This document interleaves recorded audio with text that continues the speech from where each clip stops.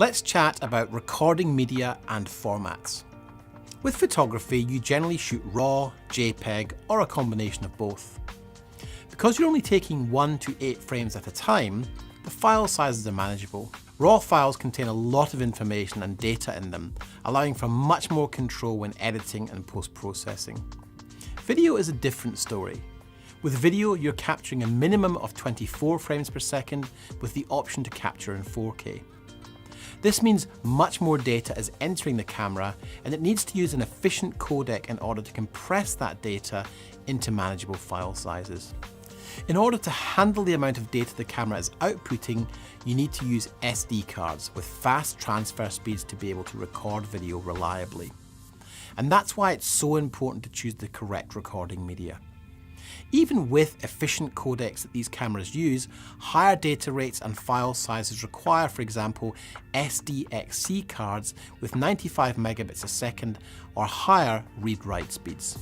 Both the ILC A7 Mark III and the FS5 Mark II professional camcorder use the same media. SD cards are very affordable, particularly when compared to other types of recording media.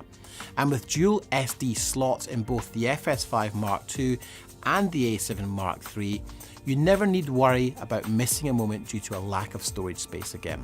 Because SD cards are relatively cheap, it's worth getting high-end SD cards with a transfer speed of 95 megabits a second, a Class 10 SD speed class rating, and a Class 3 UHS-1 or higher speed class rating. Look out for those numbers when purchasing your media.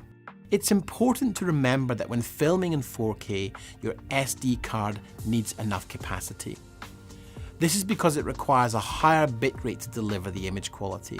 For example, on both these cameras, you can film in 4K at 100 megabits a second, giving you about 1 hour of recording time on a 64GB card.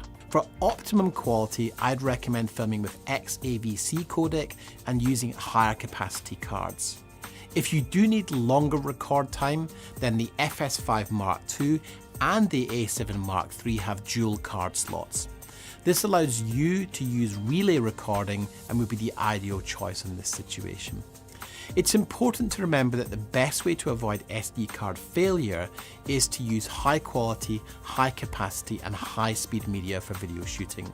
Using SDXC at 95 megabits a second or above will provide you with peace of mind in any shooting environment.